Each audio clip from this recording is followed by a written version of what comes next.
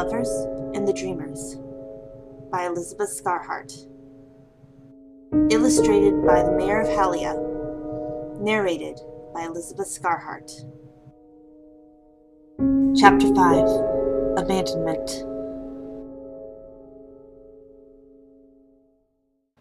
An hour and a half later, Sans came down ready to greet the day. He almost instantly smelled tobacco. His brother was smoking already? Even when he had nightmares, Pappy normally held off his first cigarette until after he had breakfast. He looked at the ashtray and found 3 butts already there, with Papyrus working on a 4th one. 2 empty bottles of honey were also a telling sign. Another nightmare? It was bad this time, wasn't it? Do you want to talk about it? Papyrus shook his head. I'll get over it. He was mumbling. Sans could barely understand him. Do you want breakfast? Sans offered. Not feeling good. Don't want to eat, Papyrus told him. You really shouldn't be smoking then, Sans said. Papyrus rolled his eyes, but obediently put out the cigarette. You should get ready for work. I can stay home if you're not feeling well, Sans offered. I'll be fine. You probably just overdid it last night. Sans nodded slowly.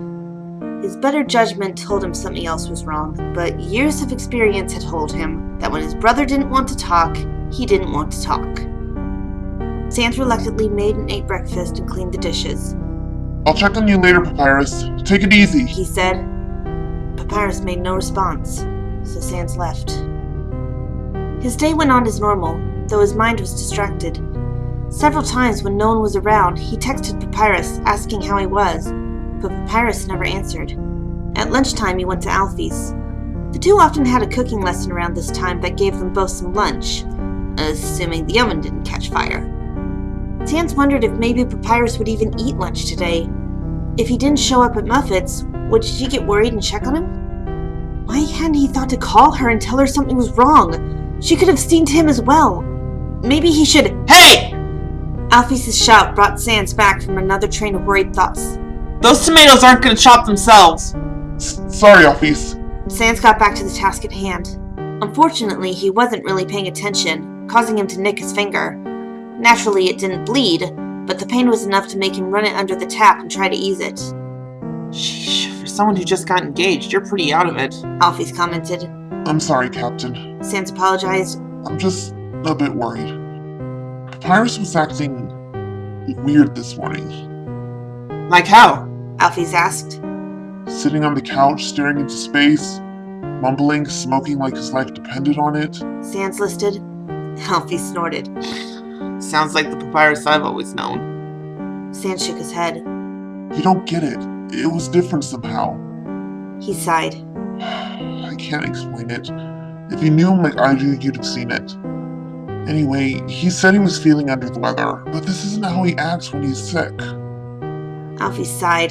Those two were nothing if not close. It really didn't sound like a big deal to her, but if Sans said something seemed wrong, he'd be the one to know. Why don't you make some extra tacos? Then you can bring some to your brother and check on him. Sans nodded. He'd like that. Thanks, Alfie.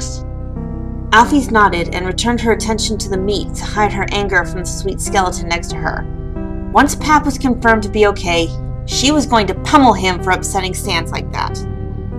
Sans took the ferry back to Snowdon. It was faster, and Sans didn't want the tacos to get cold. Plus, the longer he was away from his brother, the more he feared the worst. After what felt like an eternity on the water, though in reality it was probably less than 10 minutes, he arrived back in his hometown and made his way to his house. He found Papyrus right where he left him, on the couch. He didn't even want to count the cigarette butts and honey bottles that were present. At least he wasn't actively smoking right at this moment. I brought some lunch, Pappy. Are you feeling better? Sans asked. He tried to remain optimistic. If his brother saw him worry, it would just make him feel worse. Papyrus didn't reply. He just glanced over at Sans. Sans really wished he'd stayed home now. Something was really wrong. Papyrus, are you sure you're okay? I'm fine, Papyrus said. I'm not your concern. You're my brother. Of course you are. Sans argued. Please, tell me what's wrong. You're acting really weird. You have more important things to worry about, Papyrus said. Like packing. Packing? Sans asked. Where are we going? We aren't going anywhere, Papyrus said. You're moving out. Sans felt his soul go cold. What? To be with Ink, Papyrus clarified. It'll be better for both of us if you leave sooner rather than later. Sans' mind was racing. Papyrus was telling him to leave? Was he angry about the engagement? But he'd been the one telling them to hook up for so long. Why was this happening? Papyrus. You heard me, Sans! Papyrus snapped, standing. I don't need a mushy goodbye! Just go! Sans' eye sockets went dark as Papyrus's words pierced through his skull. Tears collected in the corners of them as those words were processed. This really was happening. Papyrus was kicking him out of his own home. Sans couldn't even begin to fathom why, and Papyrus clearly wasn't going to tell him. He lowered his head, and the tears spilled over. Okay. He agreed. What else could he do?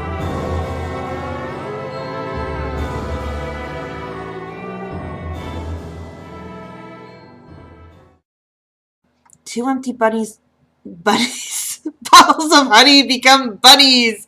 Oh, it's Easter for sure. Alpheus's shout